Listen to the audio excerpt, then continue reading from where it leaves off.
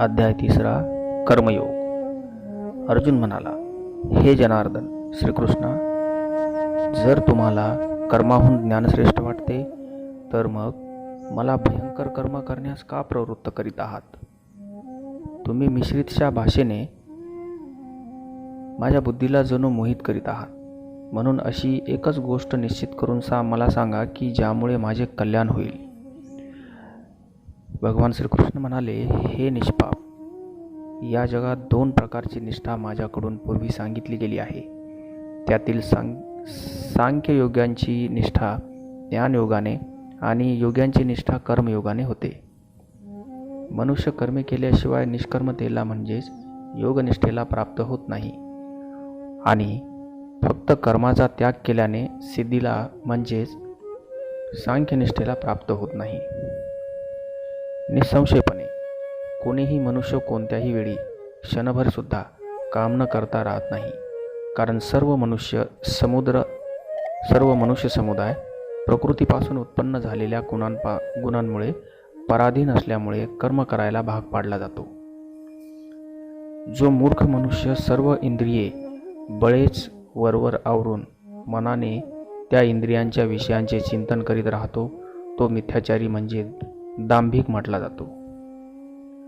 परंतु हे अर्जुना, जो मनुष्य मनाने इंद्रियांना ताब्यात ठेवून आसक्त न होता सर्व इंद्रियांच्या द्वाराचे कर्मयोगाचे आचरण करतो तो श्रेष्ठ होय.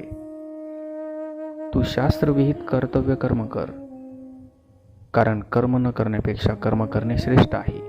तसेच कर्म न करण्याने तुझे शरीर व्यवहारही चालणार नाहीत. यज्ञानिमित्त केल्या जाणाऱ्या कर्माशिवाय दुसऱ्या कर्मात गुंतलेला हा मनुष्य समुदाय कर्मांनी बांधला जातो. म्हणून हे कुंतीपुत्र अर्जुना, तू आसक्ती सोडून यज्ञासाठी उत्तम प्रकारे कर्तव्य कर्म कर.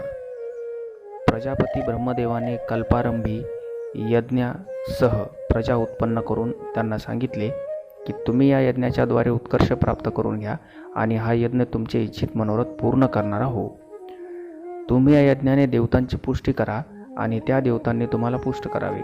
अशा प्रकारे निस्वार्थीपणाने एकमेकांची उन्नती करीत तुम्ही परम कल्याणाला प्राप्त व्हाल. यज्ञाने पुष्ट झालेल्या देवता तुम्हाला न मागताही इच्छित भोग खात्रीने देत राहतील. अशा रीतीने त्या देवतांनी दिलेले भोग त्यांना अर्पण न करता जो स्वतःच उपभोगतो तो चोरच आहे. यज्ञ करून शिल्लक राहिलेले अन्न खाणारे श्रेष्ठ मनुष्य सर्व पापांपासून मुक्त होतात. पण जे पापी लोक केवळ स्वतःच्या शरीर पोषणासाठी अन्न शिजवितात ते तर पापच खातात. सर्व प्राणी अन्नापासून उत्पन्न होतात. अन्न निर्मिती पावसापासून होते. पाऊस यज्ञामुळे पडतो आणि यज्ञ विहित कर्मांमुळे घडतो. कर्मसमुदाय वेदांपासून व वेद अविनाशी परमात्म्यापासून उत्पन्न झालेले आहेत असे समज. यावरून हेच सिद्ध होते की सर्वव्यापी परमाक्षर परमात्मा नेहमीच यज्ञात प्रतिष्ठित असतो. हे पार्था, जो मनुष्य या जगात अशा प्रकारे परंपरेने चालू असलेल्या सृष्टीचक्राला अनुसरून वागत नाही, म्हणजेच आपल्या कर्तव्याचे पालन करीत नाही, तो इंद्रियांच्या द्वारे भोगात रमणारा पापी आयुष्य असलेला मनुष्य व्यर्थच जगतो. परंतु जो मनुष्य आत्म्यामध्येच रमणारा आणि आत्म्यामध्येच तृप्त तसेच आत्म्यामध्ये संतुष्ट असतो त्याच्यासाठी कोणतेही कर्तव्य उरत नाही. त्या महामनुष्याला या विश्वात कर्मे करण्याचे काही प्रयोजन असत नाही. तसेच कर्मे न करण्याचेही काही प्रयोजन असत नाही. तसेच सर्व प्राणी मात्रातही त्याचा जरा देखील स्वार्थाचा संबंध असत नाही. म्हणून तो नेहमी आसक्त न होता कर्तव्य कर्म नीट करीत राहा. कारण आसक्ती सोडून कर्म करणारा मनुष्य परमात्म्याला जाऊन मिळतो. जनकादी ज्ञानी लोकही आसक्तीरहित कर्मांनीच परमसिद्धीला प्राप्त झाले होते. म्हणून तसेच लोकसंग्रहाकडे दृष्टी देऊन देखील तो कर्म करण्यास योग्य आहे. श्रेष्ठ मनुष्य जे जे आचरण करतो त्याप्रमाणेच इतर लोकही आचरण करतात. तो जे काही प्रमाण म्हणून सांगतो त्याप्रमाणे सर्व मनुष्य समुदाय वागू लागतो. हे पार्थ, मला या तिन्ही लोकात काहीही कर्तव्य नाही आणि मिळविण्याजोगी कोणतीही वस्तू मिळाली नाही असेही नाही. तरीही मी कर्तव्य कर्म करीतच असतो. कारण हे पार्थ, जर का मी सावध राहून कर्मे केली नाहीत तर मोठे नुकसान होईल, कारण मनुष्य सर्व प्रकारे माझ्याच मार्गाचे अनुसरण करतात. म्हणून जर मी कर्मे केली नाहीत तर ही सर्व माणसे नष्टभ्रष्ट होतील आणि मी संकर्तेचे कारण होईल, तसेच या सर्व प्रजेचा घात करणारा होईल. हे भारता, कर्मात आसक्त असणारे अज्ञानी लोक ज्या रीतीने कर्म करतात त्याच रीतीने आसक्ती नसलेल्या विद्वानानेही लोकसंग्रह करण्याच्या इच्छेने कर्मे करावीत. परमात्म स्वरूपात स्थिर असलेल्या ज्ञानी मनुष्याने शास्त्रविहित कर्मात आसक्ती असलेल्या अज्ञानी लोकांच्या बुद्धीत भ्रम म्हणजेच कर्माविषयी अश्रद्धा निर्माण करू नये. उलट स्वतः शास्त्रविहित सर्व कर्मे उत्तम प्रकारे करीत त्यांच्याकडूनही तशीच करून घ्यावीत. वास्तविक सर्व कर्मे सर्व प्रकारे प्रकृतीच्या गुणांमार्फत केली जातात. तरीही ज्याचे अंतःकरण अहंकारामुळे मोहित झाले आहे अशा अज्ञानी मनुष्य मी करता आहे असे मानतो.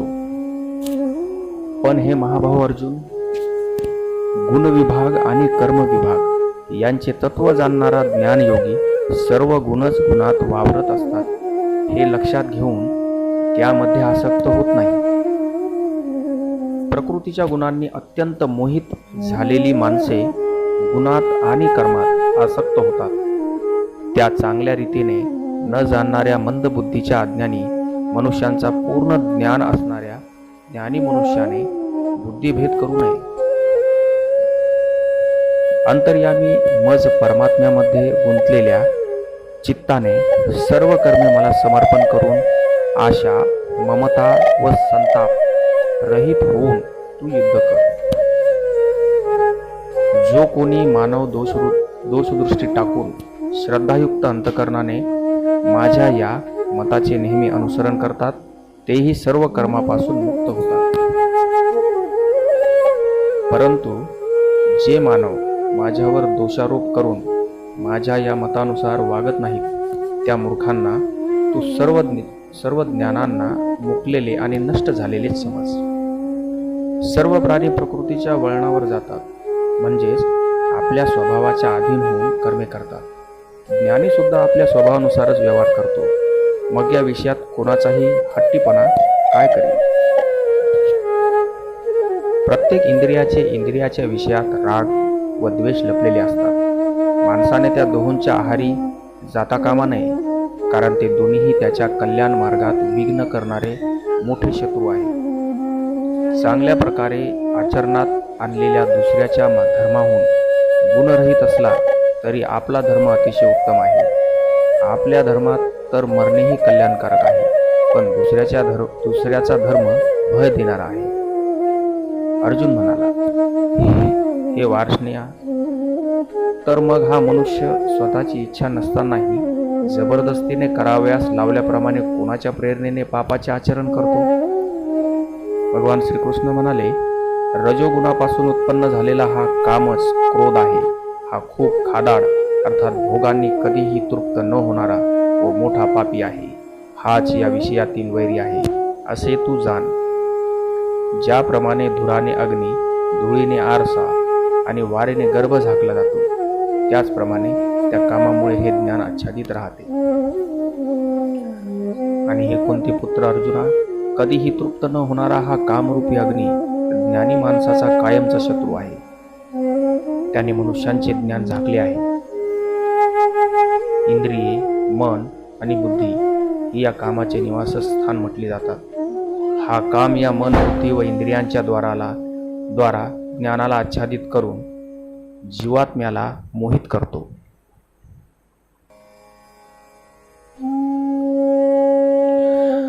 म्हणून हे अर्जुना, प्रथम इंद्रियांवर ताबा ठेवून या ज्ञान आणि विज्ञान यांचा नाश करणाऱ्या मोठ्या पापी कामाला अवश्य बळेच मारून टाक. इंद्रियांना स्थूल शरीराहून पर म्हणजे श्रेष्ठ, बलवान आणि सूक्ष्म म्हटले जाते.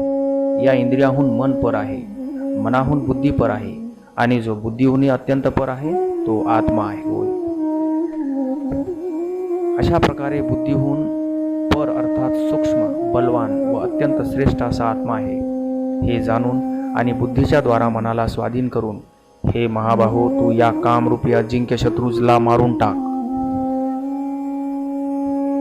हरे कृष्ण कृष्ण कृष्ण हरे हरे, हरे राम राम राम हरे हरे.